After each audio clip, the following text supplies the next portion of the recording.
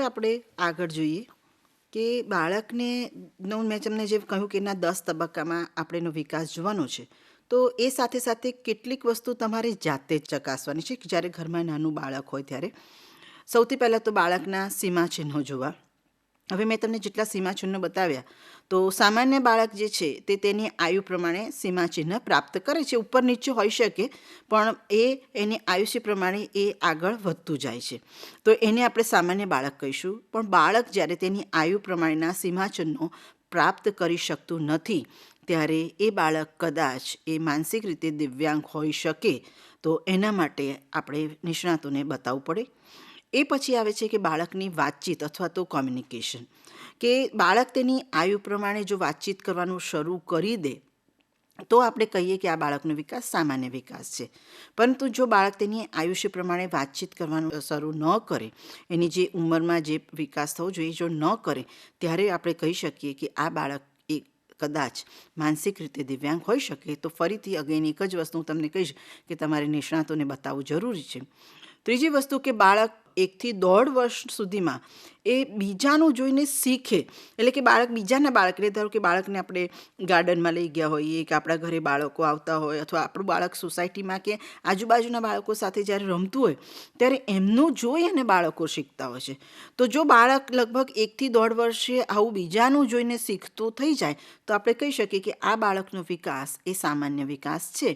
પરંતુ જો 1-1.5 વર્ષનું થાય તેમ છતાં કોઈ પણ વ્યક્તિ પાસેથી કશું શીખતું ન હોય, એટલે ઇમિટેશન જેને કહેવાય, તો એ ઇમિટેશન કરતું ન હોય, શીખતું ન હોય, ત્યારે આપણે કહી શકીએ કે આ બાળક એનો વિકાસ સામાન્ય વિકાસ નથી થઈ રહ્યો. અને એટલા માટે નિષ્ણાતોની સહાય લેવી, એમનો ઓપિનિયન લેવો, એમને બતાવવું, અને એના વિકાસ માટેના જે પણ પગલાં ભરવાના હોય એ પગલાં ભરવા જરૂર થઈ જાય છે. તો એક માતા પિતા તરીકે અથવા તો એક પરિવારના સદસ્ય તરીકે એ બધાની ફરજ છે કે પોતાના બાળકોના વિકાસને આ રીતે જોયા કરે.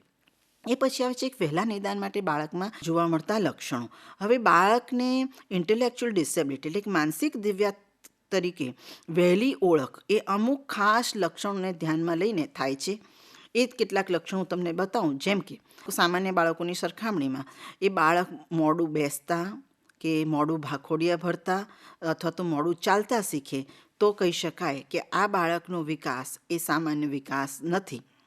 એ જ રીતે બાળક મોડું બોલતા શીખે અથવા બોલવામાં બાળકને જો કોઈ તકલીફ જણાય, એટલે બોલતા બોલતા એ અટકાઈ જાય, એક શબ્દ એ બરાબર બોલી ન શકે, અથવા બોલવાની શરૂઆત કરવામાં એટલે કંઈ કહેવા જાય છે તમને એવું લાગે, પણ તરત એ બોલી ન શકે, એનામાંથી શબ્દો ન નીકળે, ત્યારે એવું સમજી શકાય કે આ બાળક જે છે એનો વિકાસ સામાન્ય વિકાસ જેવો નથી. એ સાથે સાથે આપણે કેટલીક બીજી પણ બાબતોને ધ્યાનમાં રાખવી જોઈએ કે જે બાળકોને સામાજિક નિયમો સમજવામાં વાર લાગે છે. સામાજિક નિયમો એટલે કે બાળક કંઈ બહુ ઉચ્ચ લેવલના નહીં, પણ અમુક પ્રકારના સામાજિક નિયમો, કે ધારો કે બાળક જે છે બીજાની સાથે જાય છે કે નથી જતું, બાળક જે છે એ માતાની એને ઓળખ થાય છે કે નહીં, માતાની ઓળખ એને કદાચ એવું ન પણ કે આ માતા છે, અથવા તો આ કેટલી ઇમ્પોર્ટન્ટ વ્યક્તિ છે એના જીવનમાં, કેટલી મહત્ત્વપૂર્ણ વ્યક્તિ છે, પણ એટલી તો બાળકોને ખબર પડે કે આ વ્યક્તિ મારું સતત ધ્યાન રાખે છે, અથવા આ વ્યક્તિ સાથે હું સુરક્ષિત છું. તો એટલા માટે બાળક એ માતાની સાથે જ હંમેશા રહેવાનું પસંદ કરે. પણ જો એવું એ ન કરતું હોય, એટલે કે એને એ સામાજિક રીતે એની સમજણ નથી પડતી કે આ વ્યક્તિ એની પાસે હું વધારે સુરક્ષિત છું, અથવા તો આ જ વ્યક્તિ મારું વધારે કાળજી રાખે છે, તો પછી એવું કહી શકાય કે એ બાળક જે છે એનો વિકાસ સામાન્ય વિકાસ નથી. એ સિવાય બાળકને કોઈ એને એક્શન, જે નાના નાના એક્શન રમતા શીખવાડીએ, જેવી રીતે આપણે તાલી પાડીએ, હસીએ, હાથ આમ ઊંચા કરતા શીખવાડીએ, એ બધા એક્શનો કરવામાં જો એને વાર લાગે, ત્યારે પણ આપણાથી સમજી શકાય કે આ એ સમજી નથી શકતું બાળક કે આપણે શું કહેવા માંગીએ છીએ, ત્યારે પણ એ બાળકનો વિકાસ એ નોર્મલ નથી એવું કહી શકીએ. એ સિવાય બાળકને જ્યારે પોતાની મુશ્કેલી જણાવવામાં તકલીફ પડે, બાળકને મુશ્કેલી કઈ રીતે પડે, એટલે ધારો કે બાળક જે છે એને ભૂખ લાગી છે, એને કપડાં ભીના કર્યા છે, અથવા તો બાળક ક્યાંક અનકમ્ફર્ટેબલ છે, એટલે કે એ પોતાની જાતને બહુ સુરક્ષિત કે વ્યવસ્થિત નથી સમજતું, ત્યારે કોઈકને કોઈક રીતે બતાવે, એટલે બાળક રડે, બાળક એ પોતાની મા પાસે જવાની જીદ કરે, આ બધા એ સંકેતો એ બતાવતું હોય છે. પણ જો કોઈ બાળક આવા બધા સંકેતો ન બતાવે, તો પછી આપણે કહી શકીએ કે બાળક જે છે એનો વિકાસ સામાન્ય વિકાસ જેવો નથી થઈ શક્યો. એ જ રીતે જે છે બાળકને અમુક સમયે એને બહુ વધારે પડતી નબળાઈ લાગે અથવા થોડુંક ચાલે, થોડીક મૂવમેન્ટ કરે, એમાં એને તકલીફ પડે, એ કરી ન શકતું હોય અથવા એને બહુ જ શ્રમ કરવો પડતો હોય, તો પછી આપણે કહી શકીએ કે એનો વિકાસ એ સામાન્ય વિકાસ નથી.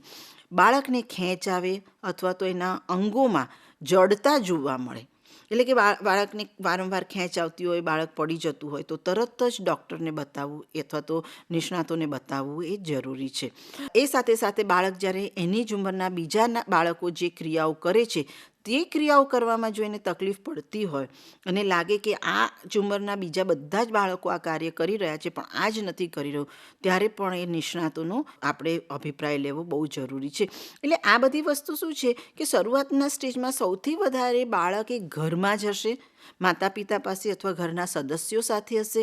બાળકને વધારે બહારનું લોકો સાથેનો એટલો સંપર્ક નહીં હોય, એટલે કે પરિવાર કે ઘરની અંદર જ અને ઘરના નજીકના લોકોએ જ સતત આ બધી બાબતોને ધ્યાનમાં રાખવું, કાળજી રાખવી અને જરૂર જણાય ત્યાં આગળ નિષ્ણાતોનો મદદ લેવી, એમના જે પણ ઉપાયો તમને બતાવે એ ઉપાયો કરવા એ જરૂરી, તો જ આપણે બાળકને મદદ થઈ શકે.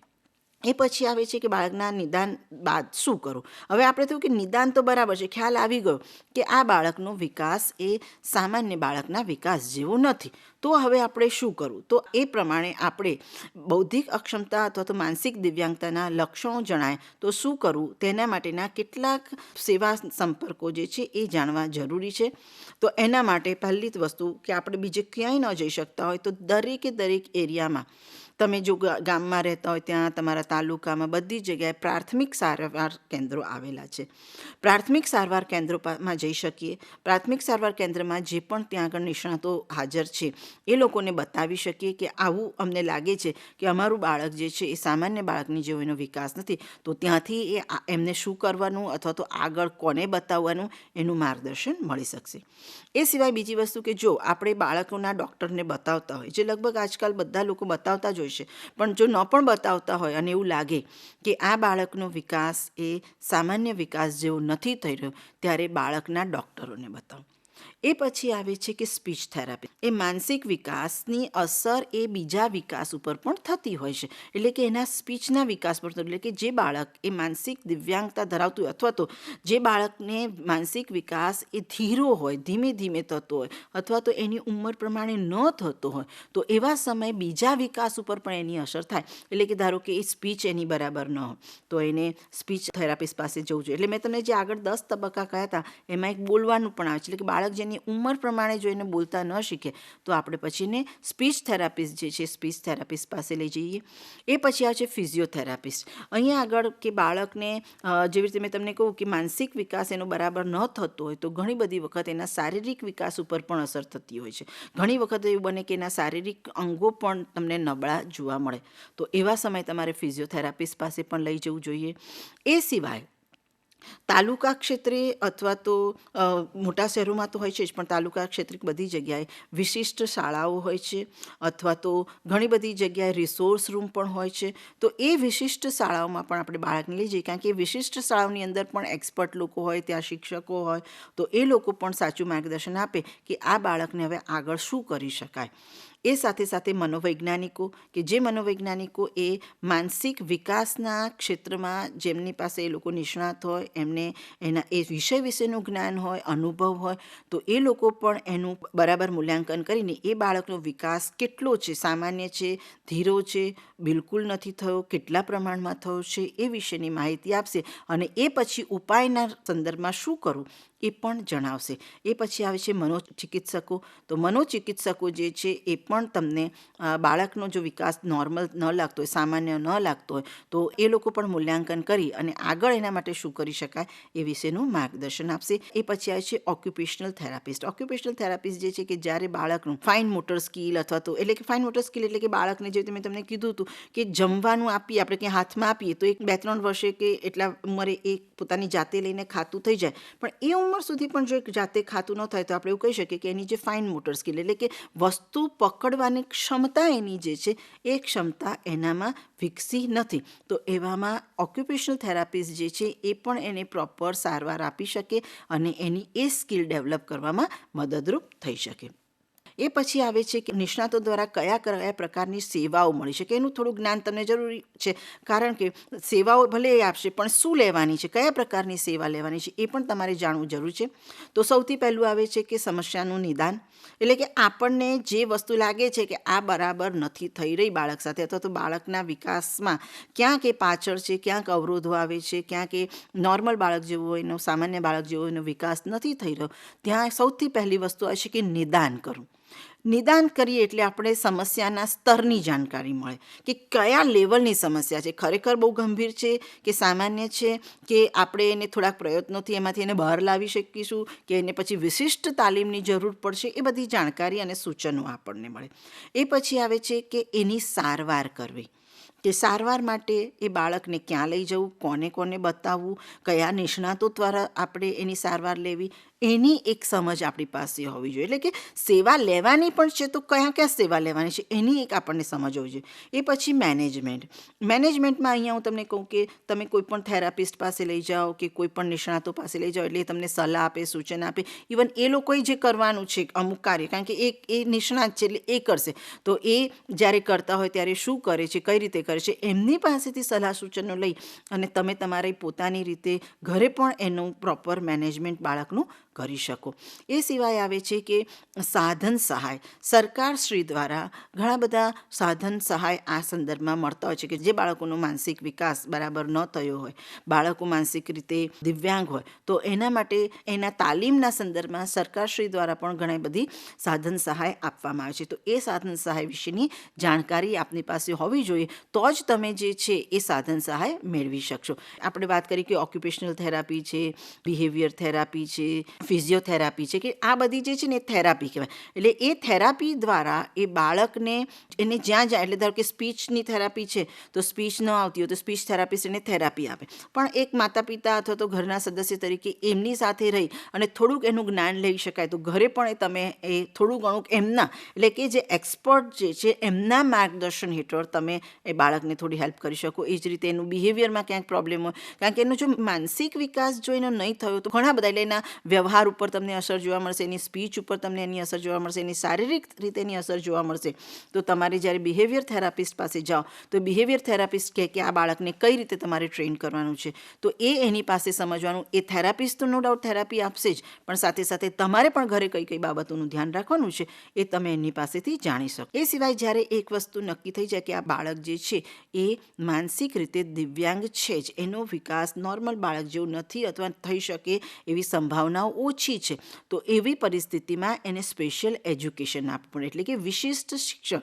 વિશિષ્ટ શિક્ષણ એટલે કે એ બાળકનું જે સ્તર છે અથવા એ જે રીતે સમજી શકે છે એ પ્રમાણે એને શિક્ષણ આપવું. ઘણા બધા શહેરોની અંદર તો સ્પેશિયલ સ્કૂલ છે, તાલુકા ક્ષેત્રે પણ સ્પેશિયલ સ્કૂલ છે, અને જ્યાં જ્યાં આવી વિશિષ્ટ શાળાઓ નથી ત્યાં આગળ સરકારશ્રી દ્વારા ઇન્ક્લુઝન એટલે કે સંમિલિત શિક્ષાની વ્યવસ્થા કરવામાં આવી છે, અને ત્યાં આગળ નોર્મલ બાળકોની સાથે પણ આ વિશિષ્ટ બાળક જે છે એને સાથે રાખી અને એને તાલીમ આપવામાં આવે છે. આ સાથે સાથે સોશિયલ વર્કર જે છે એ આ બધી સેવાઓને કઈ રીતે લેવી, ક્યાંથી મળે, કઈ રીતે આપણે બાળકને મદદરૂપ થઈ શકીએ, એની બધી માહિતી જે છે એ પ્રાથમિક સારવાર કેન્દ્રમાં અથવા તો અર્બન સારવાર કેન્દ્ર જે છે એ બધી જગ્યાએ સોશિયલ વર્કર જે છે એ સોશિયલ વર્કર દ્વારા તમને આ બધી માહિતી મળી શકે. આ સાથે સાથે એક વસ્તુ એ પણ કહું કે જ્યારે બાળક માનસિક રીતે દિવ્યાંગ હોય તો એક વસ્તુ સમજી લેવાની ખૂબ જરૂર છે કે માનસિક રીતે દિવ્યાંગતા વિશે સ્પષ્ટતા જ્યારે થઈ જાય કે આ બાળક માનસિક દિવ્યાંગ છે, એ પછી કોઈ એવી મેડિસિન છે નહીં કે જે માનસિક દિવ્યાંગતા દૂર કરી શકે. પણ માનસિક દિવ્યાંગતાને કારણે કેટલીક તકલીફો એવી પડતી હોય કે જેની અંદર જો જરૂર પડે તો એ મેડિસિન લઈએ તો એને એક જાતની સહાય મળે છે. તો એ વિશેની પણ જો જાણકારી આપણે જે છે એ નિષ્ણાત ડૉક્ટરો પાસે જઈ અને લઈ અને એને સહાયરૂપ જે મેડિસિનની જ્યાં જરૂર હોય ત્યાં એ પ્રકારની એને મેડિસિન આપવી જોઈએ. સંસ્થાકીય અને હોમ બેઝડ કાર્યક્રમ, તાલીમ અને વ્યવસ્થા સમુદાય આધારિત કાર્યક્રમોમાં ઉપલબ્ધ હોય છે. તો સમુદાય આધારિત કાર્યો એ તાલુકા ક્ષેત્રે, ગ્રામ્ય ક્ષેત્રે, સિટીમાં બધી જગ્યાએ ચાલતા હોય છે. તો એ સમુદાય આધારિત કાર્યક્રમોમાં માતા પિતા, પરિવારના લોકો, સમાજના લોકોને આવા બધા ક્ષેત્રની વિશે એ સમય પ્રમાણે એ જાણકારી આપવામાં આવતી હોય છે, માહિતી આપવામાં આવતી હોય છે. તો એવા જે સમુદાય આધારિત કાર્યક્રમો જ્યાં ચાલતા હોય, તમારી તમે જ્યાં રહેતા હોય ત્યાં આસપાસમાં ક્યાં ચાલે છે, એ જગ્યાએ તમારે જવું અને ત્યાં જે કાર્યકર્તાઓ કાર્ય કરે છે એ લોકોને મળવું અને એમને પૂછવું કે ભાઈ મારા બાળકનો વિકાસ એ સામાન્ય નથી થઈ રહ્યો, નિષ્ણાતોએ પણ આ વિશેની જાણકારી આપી છે, તો હવે મારે આગળ જવું છે, મારે આગળ નિષ્ણાતોની મદદ લેવી છે, તો મારે તે કઈ રીતે લેવી, અથવા મારે ઘરમાં મેનેજમેન્ટ કરવાનું તો કઈ રીતે કરવું, આના માટેના સાધન સુવિધાઓ શું છે, આપણે જ્યાં રહીએ છીએ વિસ્તારમાં, એ વિશેની માહિતી જે છે તમને સમુદાય આધારિત કાર્યક્રમો જે છે એ કાર્યક્રમોમાં તમને મળી જશે. એ સાથે સરકારી સંસ્થાઓ અને જેને આપણે NGO કહીએ છીએ એવું તાલુકા અને નજીકના શહેરમાં જ્યાં પણ આ ચાલતું હોય, આ બધાની માહિતી જે છે એ પણ તમને ક્યાંથી મળશે હું તમને આગળ જણાવું છું. પહેલું તો એ કે તમને પ્રાથમિક આરોગ્ય કેન્દ્ર છે ત્યાંથી જ તમને આ માહિતી સૌથી પહેલાં તો મળી જાય, અથવા તો પછી તમારે તમારા તાલુકા હેડ કે તમારા ગ્રામ્યના વિસ્તારનું જે ત્યાં ચાલતું હોય કે જ્યાં બધી સરકારી યોજનાઓ વિશેની માહિતી મળતી હોય એ જગ્યાએ આ વિષયની માહિતી તમને મળી શકે છે. જીવનમાં આ એક પરિસ્થિતિ છે. દરેક બાળકનો વિકાસ એક જેવો એક સમાન નથી થતો. આ વસ્તુ આપણે સ્વીકારવી પડે. અને જો આપણને એવું લાગે કે આપણા ઘર પરિવારમાં કોઈ બાળક છે કે જેનો વિકાસ એ સામાન્ય વિકાસ જેવું નથી થતું, તો એમાં હિંમત હારી જવાની કોઈએ જરૂર નથી. એના માટેના ઘણા બધા નિષ્ણાતો હવે આપણે ત્યાં છે કે જે લોકો આ ક્ષેત્રમાં કાર્ય કરે છે. સરકારશ્રી દ્વારા પણ આ સંદર્ભમાં ઘણું બધું કાર્ય કરવામાં આવ્યું છે અને કરી રહ્યા છે. હું આશા રાખું છું કે તમને આ વિષય વિશેની સામાન્ય માહિતી જે છે એ મળી ગઈ હશે અને આગળ પણ જો સંપર્ક આપને કરવો હોય તો આપ અમને ચોક્કસ કરી શકો છો. Thank you. આપનો ખૂબ ખૂબ આભાર.